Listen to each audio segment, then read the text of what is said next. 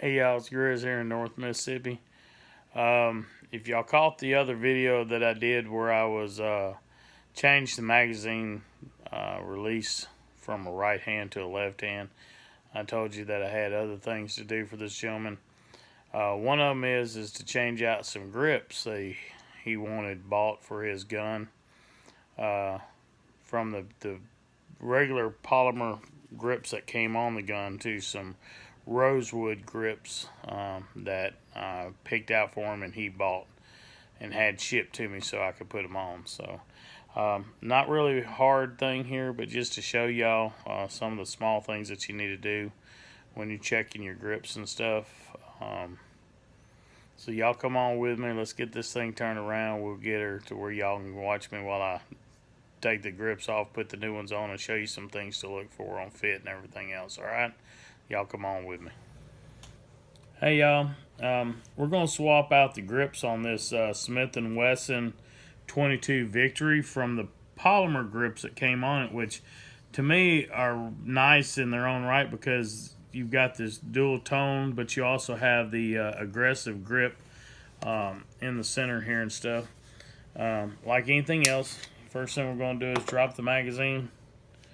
We're going to bring it back and lock it open so that you can see that it's clear down in there. There's no 22 off in there. Alright. Second thing, always overlay your grips that you get over the ones that are already on the gun. You just want to make sure that they're going to be a little bit of difference in them, always will be, but that they pretty much match up to what you already have. That way you don't get off into something before you realize you got the wrong thing. Now, one thing that I've noticed on these grips, because they are rosewood and they were polished up, they were polished on a high-speed buffer. If you notice, there's some red, like, it looks like maybe there's not enough finish right in here. Can you see that? That is actually buffing compound that their finishers didn't get off. Notice how it's gone now? Alright, all I ever do is I go back over it. See the buffing compound coming off on the thing? What I basically do is I go around the edges and I just give it a good buffing. Get off any of this compound. And that way you're taking anything off of that it didn't need to begin with, alright?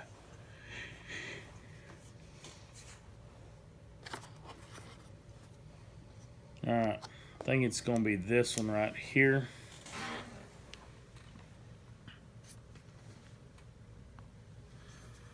Okay. Anytime you're doing any work on a gun, one reason why, which this is a modular system that lets me just change out the thing. It's not as good as the Weaver set that is all wooden handles and very nice sets. But what you want is whatever you're using, you want it to fit snugly in whatever that you're doing, okay? For the simple fact that you never want to strip out heads or anything on gun parts when you're doing it. Always find the part that fits it perfectly. Now that we got that taken care of, let me see if I can find a flat head to get up underneath there because I have no fingernails, y'all. There we go. Now, when you pick it up, you're going to have to move it a little bit because if you notice that's not straight, that's kind of at an angle, so you kind of have to jiggle it to get it to come out. Sorry, I seen a little bit of over excess oil right there. Thought I'd get it while I got it out, but on the polymer ones and on the ones Smith & Wesson make themselves, most every time on the newer models, they will always have an L or R, meaning left or right, which side that they go on, okay? Which it's kind of self-evident, but you'd be surprised with some of the folks that don't understand. See how I slid that in at an angle and then got it to go back in? Now, let's see if our holes line up, if the screws will fit into the heads that are there, into the recessed area that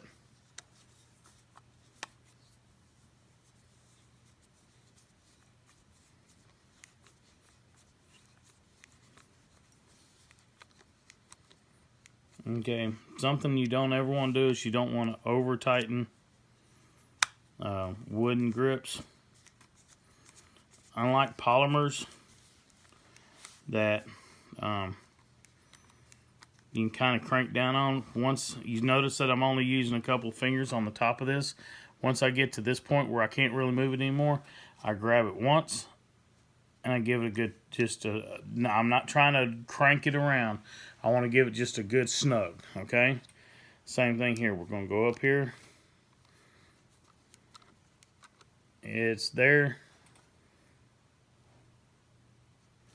That's all you want to do, because you can easily crack these grips. Alright. That's one side done there. I don't know about y'all, but man, that looks fine on there. Alright, let's do this. Slip it around. Get it in there good and snug.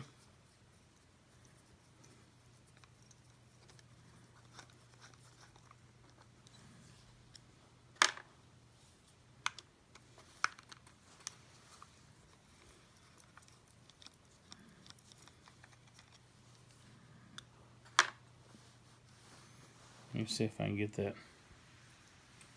How did I do with that Phillips head? That little flathead while ago. There it is. There we go. Got that side off there. It goes there. Alright. Now another thing that you want to do is you notice how you see this coming down? There's a spot for a spring. There's a spot for your magazine release. You want to make sure that all this matches up. And when you get it on there, you want to just kind of get down on there nice and tight, okay?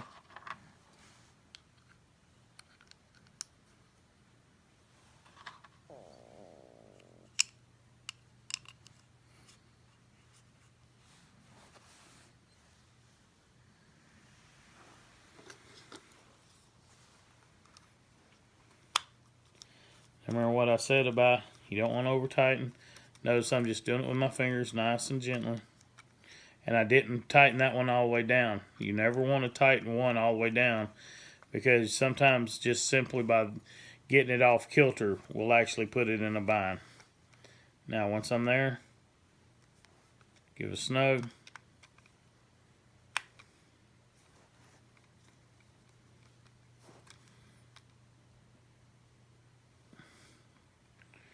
There we go. Grips are on there. I don't know about y'all, but I think them look pretty good.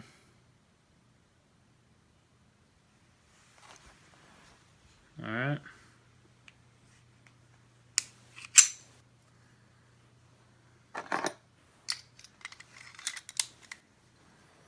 And that's it, people. Now, I had already done some work on the slide of this thing, buffed it up just a little bit, and just worked with it a little bit. But that's basically it. So, I hope y'all enjoyed this little quick tutorial on how to change grips out on a gun. Believe it or not, on most of your non-polymer frame guns, your 1911s, your Smith & Wesson 22s, your 38s, your 357s, your 44, 45 Magnums, any of those, 41 or 44 Magnums, sorry, any of those will work with just the way I just showed you. Actually, I have one of his 38s here. I might show you real quick on that what I'm talking about. So give me just a second, I'll be right back. Alright, here's a 38 special. If you notice, there's a flathead screw here. You notice you don't see nothing. What it is actually goes all the way through and it pins itself together, okay? If you were to pull this off, it's the same way. This grip on this side would pull off. This grip would pull off over here. And there's notches in it and stuff to fit around the springs and that kind of stuff. This is a 1903 Colt 32 automatic that was made in 1921. We know that because of the serial number. It's the same way. All you gotta do is take the screw out. It goes all the way through to both sides.